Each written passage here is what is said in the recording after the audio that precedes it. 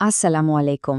বিদেশে অনেক ভাই বোনেরা আছেন যারা দিনরাত কঠোর পরিশ্রম করে টাকা উপার্জন করেন, কিন্তু মাস শেষে হিসেব করতে গিয়ে দেখেন জমানোর খাতাটা একদম শূন্য। এটা একটা খুব পরিচিত সমস্যা, তাই না? তো এই সাধারণ সমস্যাটারই একটা বাস্তব সমাধান নিয়ে আজকের এই আলোচনা। আজ আমরা ধাপে ধাপে একটা পরিষ্কার পরিকল্পনা দেখব, যা দিয়ে ১ লক্ষ টাকা জমানোর লক্ষ্যে পৌঁছানো সম্ভব। চলুন একদম মূল প্রশ্নটা দিয়ে শুরু করি, যা প্রায় সব প্রবাসীর মনেই ঘোরে, যে বিদেশে এত কষ্ট করার পরেও মাস শেষে মানিব্যাগটা খালি কেন থাকে। এখানে একটা সাধারণ মাসিক বাজেটের উদাহরণ দেখুন। ধরুন আয় ১৫০০ দিরহাম। এর থেকে রুম ভাড়া, খাওয়া, দেশে টাকা পাঠানো আর অন্যান্য খরচ বাদ দিলে হাতে থাকছে মাত্র ৫০ দিরহাম। এই হিসাব দেখলে তো মনে হওয়াই স্বাভাবিক যে জমানোটা প্রায় অসম্ভব একটা ব্যাপার। কিন্তু আসল কথাটা কি জানেন? সমস্যাটা বেশিরভাগ সময়ই আয়ের পরিমাণে না। আসল সমস্যা হলো টাকাটা ম্যানেজ করার জন্য একটা ভালো সিস্টেমের অভাব। এই সিস্টেমটা একবার তৈরি করে ফেলতে পারলেই কিন্তু খেলাটা ঘুরে যাবে। আচ্ছা, তাহলে এখন প্রশ্ন হলো, টাকাটা আখির যায় কোথায়? চলুন সেই অদৃশ্য ছিদ্রগুলো একটু খুঁজে বের করার চেষ্টা করি, যেগুলো দিয়ে আমাদের অজান্তেই টাকা বেরিয়ে যায়। এই যে প্রতিদিনের ছোট ছোট অভ্যাস, যেমন ধরুন কাজ থেকে ফেরার পথে ১ কাপ চা আর একটা সিঙ্গারা খাওয়া, বা অপ্রয়োজনে মোবাইলে ডেটা রিচার্জ করা, কিংবা বন্ধুদের পাল্লায় পড়ে বাইরে আড্ডা দেওয়া, এই খরচগুলোকে আমরা সাধারণত পাত্তাই দিই না। কিন্তু মাস শেষে যখন এগুলো সব একসাথে যোগ হয়, তখনই বোঝা যায় টাকাটা ঠিক কোথায় হারিয়ে যাচ্ছে। একটু ভেবে দেখুন তো, দিনে মাত্র ১০ দিরহাম। শুনতে কত কম লাগে, তাই না? কিন্তু এটাই মাস শেষে হয়ে যাচ্ছে ৩০০ দিরহাম। আপনার জমানোর টাকার একটা বড় অংশ কিন্তু এখানে হাওয়া হয়ে যাচ্ছে। তো এত সব সমস্যার কথা তো হলো, এখন আসা যাক সমাধানে। আর সমাধানটা কিন্তু একদম সহজ, কিন্তু খুবই শক্তিশালী একটা সিস্টেম। এই নিয়মটা দারুণ।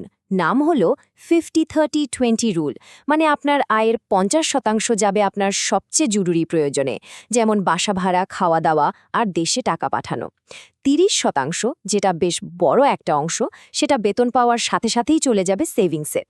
আর বাকি ২০% থাকবে আপনার ব্যক্তিগত খরচার জন্য। এই অভ্যাসটা বানানোর জন্য ৪টা সহজ ধাপ আছে। ১ নম্বর, বেতন পাওয়ার দিনই অন্য কিছু করার আগে আপনার সেভিংসের টাকাটা, ধরুন ২০০ বা ৩০০ দিরহাম, আলাদা করে ফেলুন। এটাকে বলে পে ইয়োরসেলফ ফার্স্ট। ২ নম্বর, এই জমানো টাকাটা অন্য একটা ডিজিটাল ওয়ালেটে বা অ্যাকাউন্টে রাখুন, মানে চোখের আড়াল তো মনের আড়াল। ৩ নম্বর, মাসের খরচের জন্য যে টাকাটা রাখলেন সেটাকে ৪ দিয়ে ভাগ করে সাপ্তাহিক বাজেট বানিয়ে নিন।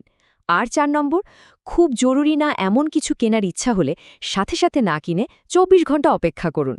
দেখবেন বেশিরভাগ সময়ই কেনার ইচ্ছাটা চলে গেছে। দেখুন, এখানেই পুরো মানসিকতার বদলটা ঘটছে। এতদিন আমরা কি করতাম? আয় করতাম, তারপর মাস জুড়ে খরচ করতাম, আর শেষে যা থাকতো তা জমানোর চেষ্টা করতাম। কিন্তু এখন থেকে নিয়মটা হবে উল্টো। আগে আয়, তারপর সাথে সাথে সঞ্চয়, আর এরপর যা বাকি থাকবে তা দিয়ে মাস চালাতে হবে। সঞ্চয়টা এখন আর ফেলে দেওয়া অংশ না, এটা এখন আপনার প্রায়োরিটি। এই ছোট্ট পরিবর্তনটাই কিন্তু সাফল্যের আসল চাবিকাঠি। আচ্ছা, থিওরি তো অনেক হলো। এবার একটা সত্যিকারের উদাহরণ দেখা যাক, কেমন? তাহলেই ব্যাপারটা আরও পরিষ্কার হয়ে যাবে। ধরুন রহিম ভাইয়ের কথা। উনি কিন্তু খুব বেশি আয় করতেন না, মাত্র ১৩০০ দিরহাম। কিন্তু উনি মাসে মাত্র ২৫০ দিরহাম করে জমানো শুরু করলেন। আর দেখুন, নিয়মিত লেগে থাকার ফলটা কি? ৬ মাসের মাথায় তার সঞ্চয় দাঁড়ালো ১৫০০ দিরহাম। আর ১ বছরের মাথায় সেটা বেড়ে হলো ৩০০০ দিরহাম, মানে প্রায় ৯০,০০০ টাকা। এটাই প্রমাণ করে যে কত টাকা জমাচ্ছেন তার চেয়েও জরুরি হলো আপনি নিয়মিত জমাচ্ছেন কিনা। শুরু করাটা আরও সহজ করতে এখানে আরও ৫টি কাজের কথা বলবো, যা আপনি আজ থেকেই, মানে এই মুহূর্ত থেকেই শুরু করে দিতে পারেন। এই কাজগুলো আপনার সঞ্চয়ের গতি অনেক বাড়িয়ে দেবে। যেমন কার্ডের বদলে যতটা সম্ভব নগদ টাকা ব্যবহার করুন। যখন পকেট থেকে নগদ টাকা বেরিয়ে যায় তখন কিন্তু অন্যরকম একটা মায়া লাগে, তাই না? খরচেরও একটা হিসাব থাকে। আপনার ফোনের নোটপ্যাডেই সব খরচের হিসাব রাখুন। সপ্তাহে একটা দিন ঠিক করুন যেদিন কোনো বাড়তি খরচ করবেন না। আর দেশে টাকা পাঠানোর সময় এমন সার্ভিস ব্যবহার করুন যেখানে ফি কম লাগে। সবশেষে আপনার লক্ষ্যটা, মানে আমার টার্গেট 1,00,000 টাকা, এটা লিখে ফোনের ওয়ালপেপার বানিয়ে ফেলুন। চোখের সামনে থাকলে উৎসাহটা সবসময় থাকবে।